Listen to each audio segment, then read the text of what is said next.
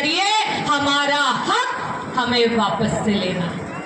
ये कहते हैं कि तुम्हें भीख देंगे, भीख चाहिए क्या आपको? देखिए, नेता की आवाज जो होती है वो जनता की आवाज से बुलंद होती है। मैं एक बार आपसे पूछूंगी और आपको कहना है कि आपको क्या चाहिए। भीख चाहिए कि हक चाहिए? भीख चाहिए कि हक चाहिए? भीख चाहिए कि अधिकार चाहिए? मुफ्त का राशन या बेटे का पगार चाहिए? मुफ्त का राशन की बेटे का पगार चाहिए?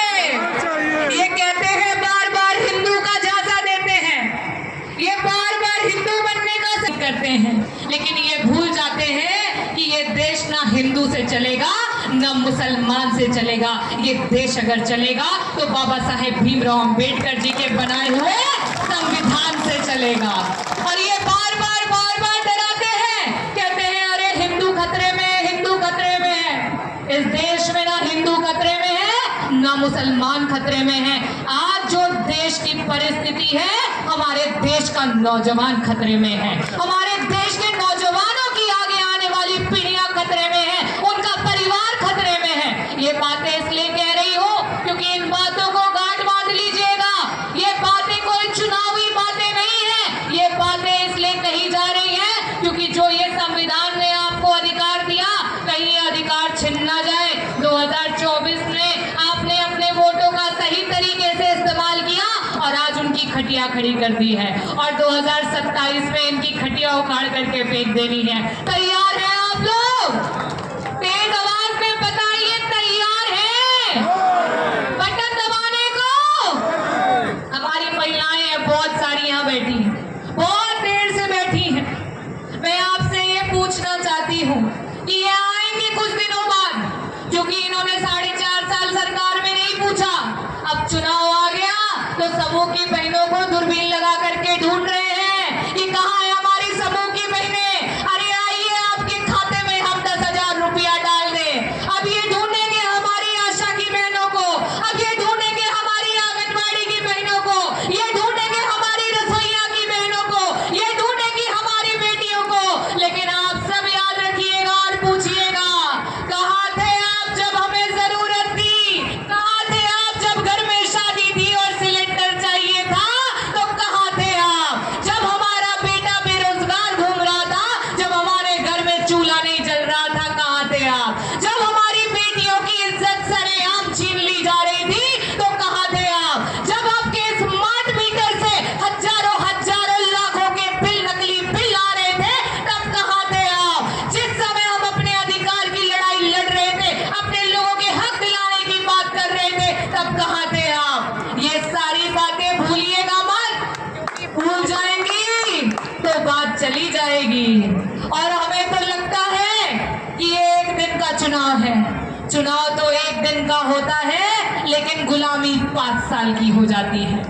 आज हम गुलामी से रहे हैं। बाबा साहेब भीमराव अंबेडकर जी, ज्योतिबा फुले जी ने कहा था, एक किताब लिखी थी गुलामगिरी, और उसमें ये था कि जो बिक जाओगे तो गुलाम बन जाओगे। इनके चुनावी पैतरे हैं, हमारा ही पैसा हम ही को बांटो, 4.5 साल हमारा खून चूस लो, न नौकरी दो, न रोजगार दो, न महिलाओं को कहीं से आगे बढ़ाओ, और फिर जब हमसे पैसा ले लो तो आखिरी के 6 महीने में वही पैसा बन। तो क्या महिलाएं धोती पे जाएंगी? क्या महिलाएं इस बार 10,000 रुपया पे जाएंगी?